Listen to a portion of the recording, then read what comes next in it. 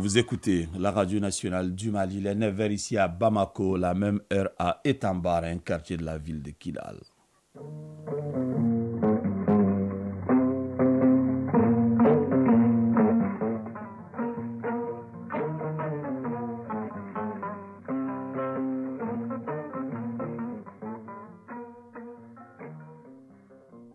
Le journal, Fousséni Tunkara. Bienvenue dans cette édition, la première de Mali Actualité, les titres. La communauté musulmane du Mali a célébré hier l'Aïd el-Kébir à l'instar des fidèles de plusieurs pays de la Oumma islamique. À cette occasion, le chef de l'État a salué la résilience des Maliens face aux multiples défis. Le colonel Assimi Goïta a également formulé des vœux pour la paix et la stabilité au Mali. Vous l'entendrez au début de ce journal. Également dans ce journal, cet appui qui montre la vitalité des relations Mali-Chine. Notre pays vient de recevoir de la partie chinoise une importante quantité de riz et du matériel roulant dans le cadre d'une aide alimentaire d'urgence. Handball, Jeux africains des plages en Tunisie. Le Mali remporte la médaille de bronze chez les dames. L'équipe a regagné Bamako hier mardi et avant-hier mardi. Football CAN des moins de 23 ans Maroc 2023. La compétition est à sa deuxième journée. Le Mali a été battu par l'Égypte 1-0. Le résumé de l'actualité sportive avec Isaac Tchenou en fin de journal. Nous sommes heureux de vous compter parmi nous, chers auditeurs. Bonne fête de Tabaski à toutes et à tous. On est passé de 1 minute. Aïd el-Kébir a été célébré hier au Mali, à l'instar de plusieurs autres pays de la Oumma islamique. L'un des temps forts de cette fête est la grande prière.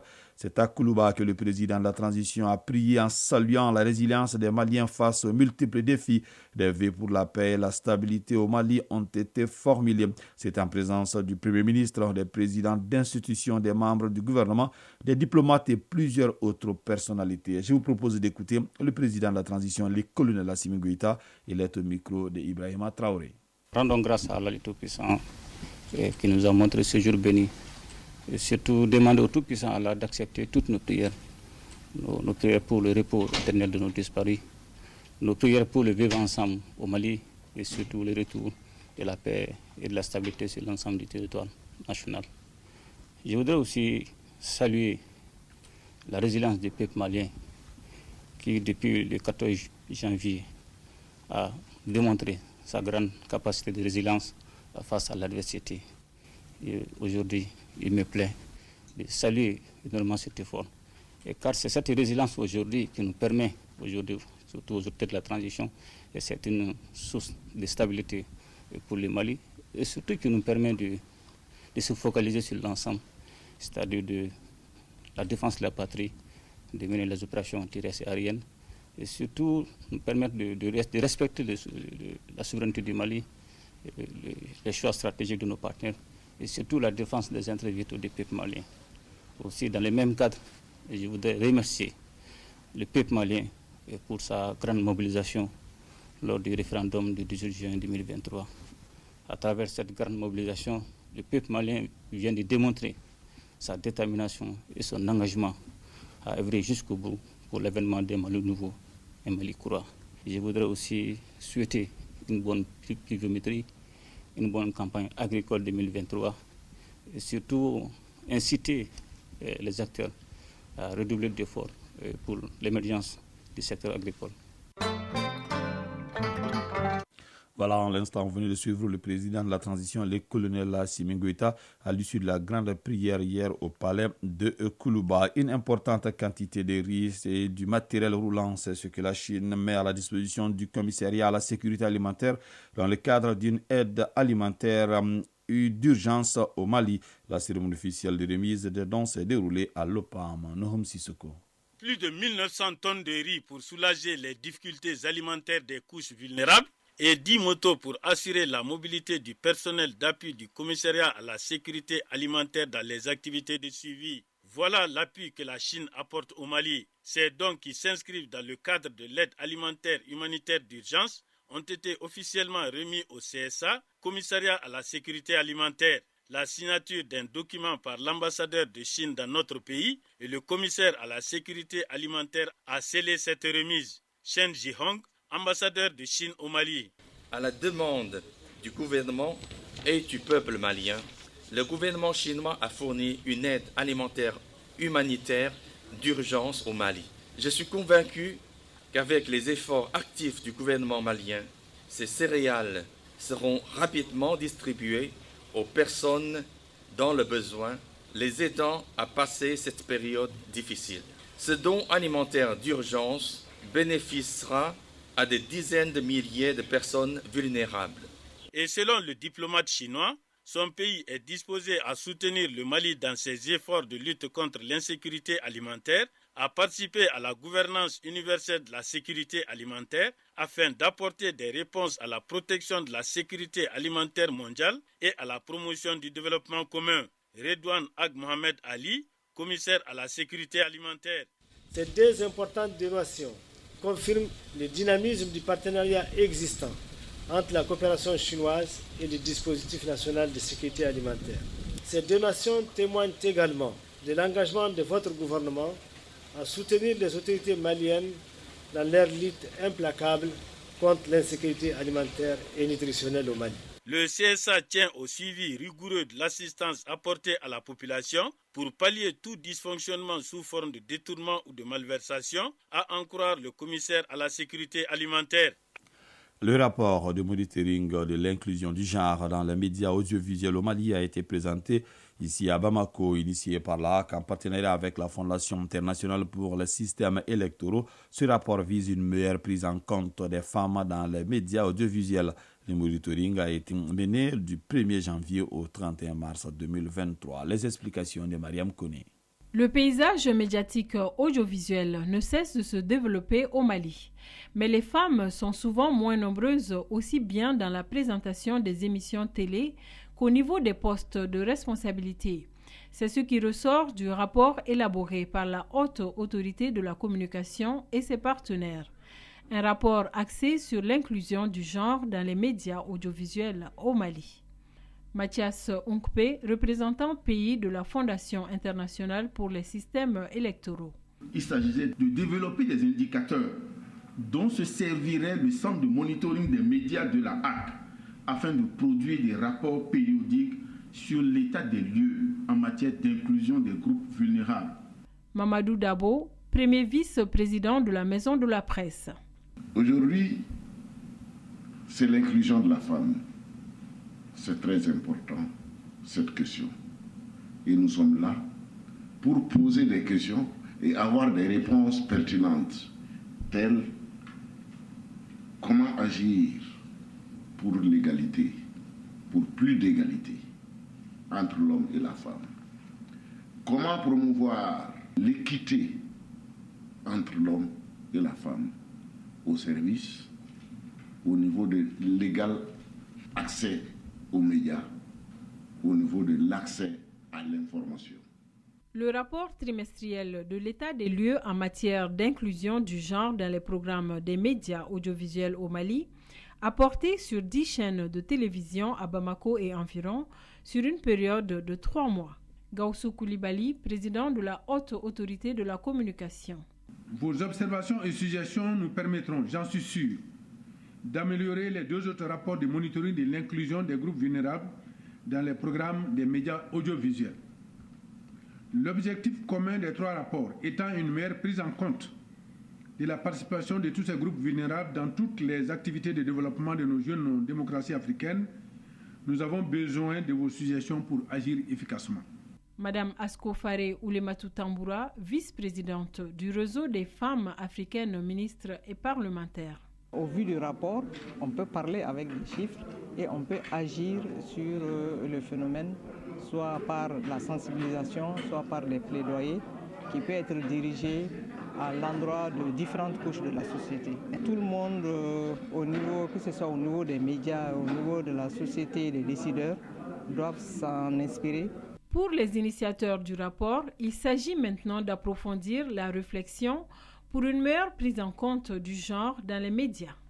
Radio Mali à Koulikoro et environ 102.4 MHz en FM. Cérémonie de sortie de la 35e promotion de l'école d'état-major au centre d'instruction Boubacar Sadassi de Koulikoro. Cette promotion est constituée de 19 officiers stagiaires de nationalités différentes. Ces officiers sont désormais capables de répondre aux multiples exigences du service d'état-major des armes. C'est le secrétaire général du ministère de la Défense et des anciens combattants qui a présidé la cérémonie de sortie en présence du gouverneur de la région de Koulikoro, le colonel Lamine Kaperi Sanogo Ousmane Koïta. Cette remise d'insignes et d'attestations au centre d'instruction Boubacar Sadassi de Koulikoro marque la fin de 9 mois de formation intense de 19 officiers stagiaires provenant de 8 nationalités. Durant leur séjour, les officiers stagiaires ont approfondi leurs connaissances sur les techniques d'état-major, les procédures opérationnelles, les conduites des opérations ou bien d'autres. Cette formation devra permettre aux stagiaires d'être aptes à servir partout. Colonel Didier Dambélé, directeur de l'école d'état-major. Ces instruments leur permettront de s'intégrer avec aisance dans les états-majors interarmes nationaux ou multinationaux déployés dans un cadre national ou dans les opérations de soutien à la paix et d'y effectuer tous les travaux génériques. Ils seront désormais, pour le commandement, des officiers traitants capables de l'orienter pour les prises de décision en étant de véritables forces de proposition, le tout dans une atmosphère de travail fraternel et de respect mutuel. Le commandant Mohamed Maïga du Mali est sorti major de cette 35e promotion de l'école d'état-major avec une moyenne de 14,41. Il est suivi par le lieutenant-colonel Mohamed Seba Sissoko et de Théophile Compaoré de la République sœur du Burkina Faso. Une performance saluée par le directeur des écoles militaires, le colonel Moussa Yoro Kanti. Tant de vous que vous soyez des forces de proposition.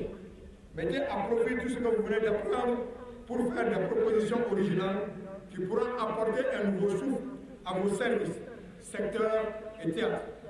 En tant qu'officier d'état-major, vous allez devoir faire preuve de pensée créative, imaginative et dynamique, couplée avec la perspective de ce qui est faisable. Le défilé militaire a mis fin à cette cérémonie de sortie de la 35e promotion de l'école d'état-major nationale de Koulikoro. Koulikoro, Ousmane Koïta et Salif Maïga pour l'ORTM. Actualité hors de nos frontières, dans l'ouest du Soudan, près de la frontière avec le Tchad, le bilan humain des affrontements reste difficile à évaluer. Le sultan de la tribu Massalit, tribu qui vit majoritairement à El Geina, estime 5000 le nombre de civils morts dans cette ville depuis le 15 avril. Mais pour Saleh Mahmoud, président du comité des avocats du Darfour, le nombre de victimes pourrait être plus élevé que cela. La perpétuité pour Philippe Manier au terme de 7 semaines de procès. La cour d'assises de Paris a reconnu l'ex-adjudant-chef de la gendarmerie de Nyanza au sud du Rwanda coupable de génocide et crimes contre l'humanité, notamment pour son implication dans 3 massacres sur les collines de Nyabubare et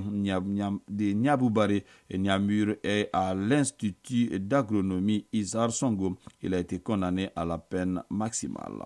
Pour terminer, Sierra Leone, Julius Madabio a été réélu dès le premier tour alors qu'il a recueilli 56,17% des voix devant son principal adversaire Samura Kamara qui en récolte 41,16% selon la commission électorale. Mais ces chiffres sont déjà contestés par l'opposition et aujourd'hui par une coalition d'observateurs locaux. Selon cette coalition composée de membres de la société civile, il y aurait dû y avoir un deuxième tour car aucun des principaux candidats n'a obtenu les 55% des suffrages au premier tour.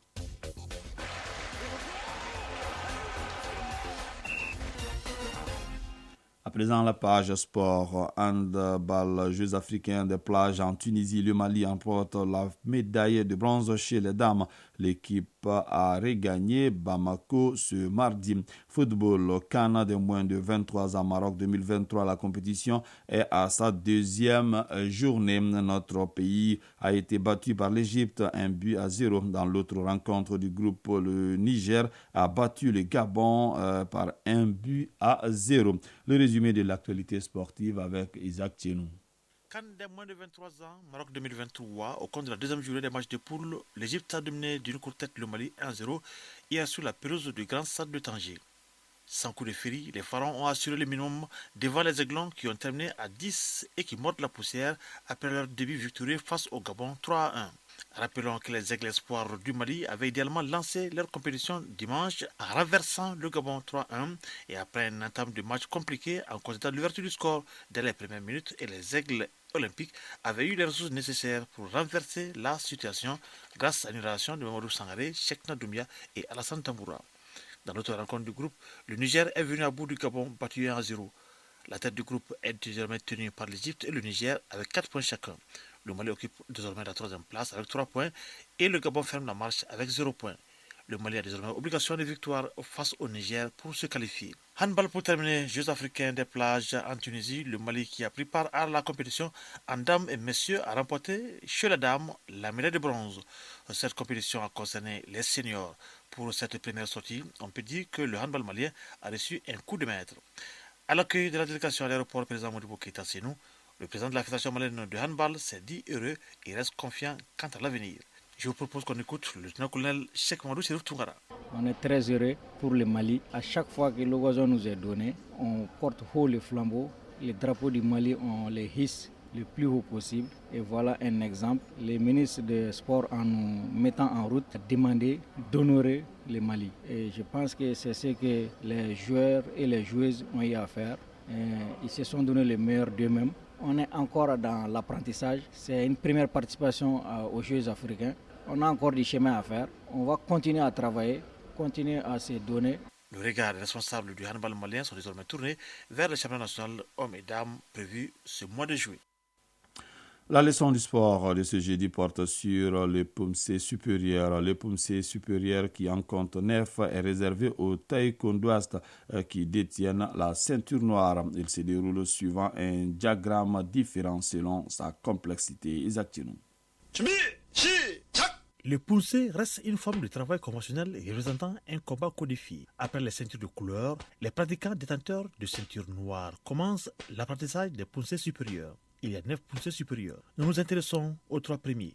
Ils se déroulent suivant un diagramme différent selon sa complexité. Maître Jacob Traoré, ceinture noire, 6e dan, explique. Nous avons le premier Poumsé supérieur qu'on appelle Koryo Poumsé. Symbolise Sonbai, le grand homme qui possède l'esprit martial et le sens moral qui naît de la culture. La position d'attention est la position Tumilki qui permet d'atteindre la concentration mentale et le déplacement de la main au centre de l'abdomen, à l'endroit où les signes, c'est-à-dire les divins, et les jiong, l'esprit, convergent. Le diagramme reproduit les caractères chinois qui signifient Sonbai ou Sonbe, un homme cultivé ou des valeurs à langue coréenne.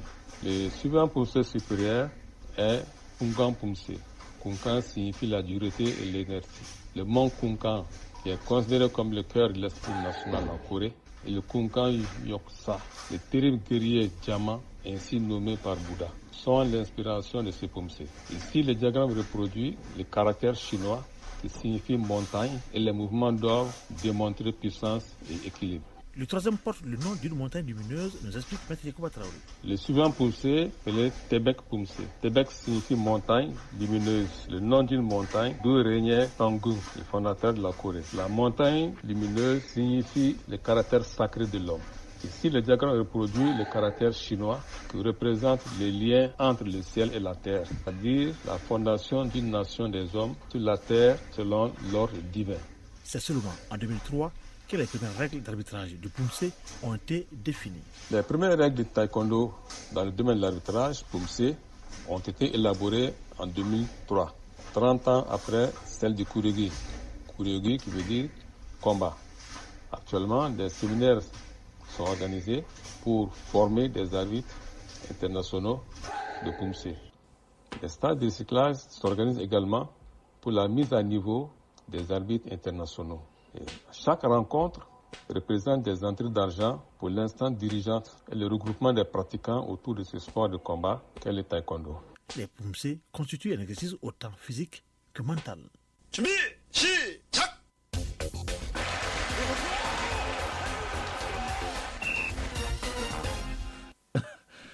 Never passé de 19 minutes, c'est donc la fin de cette édition qui vous a été présentée par Foussine Tounkara. Bintou Traoré assure la connexion technique. Aziz Koulibaly assure la mise en ligne. Une édition coordonnée par Ousmane Dao. Prenez bien soin de vous, que le bon Dieu nous protège.